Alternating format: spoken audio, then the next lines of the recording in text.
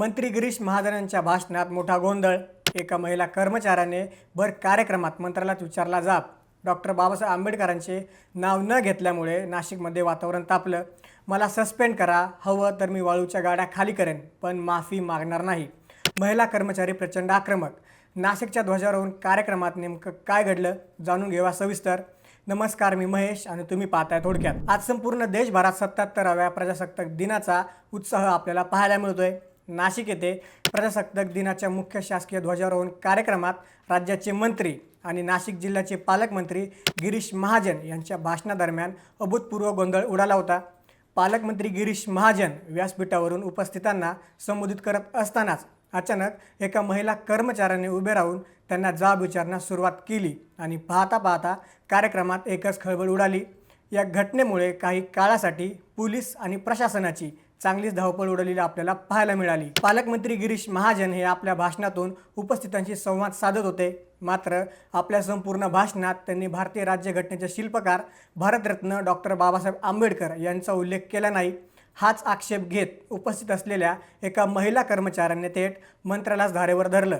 ज्या महामानवाने देशाला संविधान दिलं, ज्यांच्यामुळे देशात लोकशाही नांदत आहे, त्यांचेच नाव भाषणात न घेणं ही खूप मोठी चूक असल्याचं या महिलेने भरसभेत ठणकावून सांगितलं। या धाडसी महिला कर्मचाऱ्याचे नाव माधवी जाधव असून त्या वन विभागात कार्यरत असल्याची माहिती सध्या समोर येत आहे। मंत्र्यांच्या भाषणात व्यत्यय आल्याचं पाहताच उपस्थित पोलिसांनी तातडीने हस्तक्षेप करत माधवी जाधव यांना ताब्यात घेण्याचा प्रयत्न केला, मात्र त्या आपल्या भूमिकेवर ठाम राहिल्या। यावेळी माधवी जाधव यांचा आक्रमक बाणा त्यांच्या शब्दातून स्पष्टपणे जाणवत होता।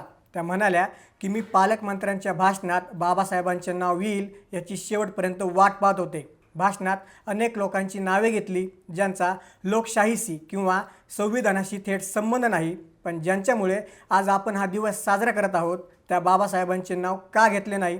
प्रशासनाने कारवाईचा बडगा उगारला तरी आपण मागे हटणार नाही, असं त्यांनी सांगितलं। मला सेवेतून निलंबित केलं तरी चालेल, पण मी माफी मुळीच मागणार नाही। अगदी पोटा पाण्यासाठी वाळूच्या गाड्या रिकाम्या कराव्या लागल्या किंवा मातीकाम करावे लागले तरी मी स्वाभिमानाने करेन, पण भारतरत्न डॉक्टर बाबासाहेब आंबेडकरांची ओळख आणि त्यांचे महत्त्व मी पुसू देणार नाही, अशा तिखट शब्दात त्यांनी आपल्या भावना व्यक्त केल्या आहेत। आपण ज्या पदावर आहात किंवा हा जो प्रजासत्ताक दिन साजरा होत आहे तो केवळ संविधानामुळेच आहे, याची आठवणही त्यांनी यावेळी करून दिली। पालकमंत्री हे संविधानामुळेच त्या पदावर आहेत आणि तरीही त्यांना शिल्पकाराचा विसर पडावा हे दुर्दैवी असल्याचं मत त्यांनी व्यक्त केलं। माधवी जाधव यांनी उपस्थित केलेल्या प्रश्नामुळे आणि त्यांच्या धाडसामुळे सध्या संपूर्ण महाराष्ट्रात या घटनेची चर्चा रंगली आहे। कार्यक्रमातील गोंधळ वाढू नये म्हणून पोलिसांनी त्यांना ताब्यात घेतलं आहे। तुम्हाला या संपूर्ण प्रकाराबद्दल काय वाटतं? तुमचं मत खाली कमेंट्स बॉक्समध्ये नक्की सांगा आणि अशाच महत्त्वाच्या बातम्यांसाठी आपले चॅनल सबस्क्राईब करा।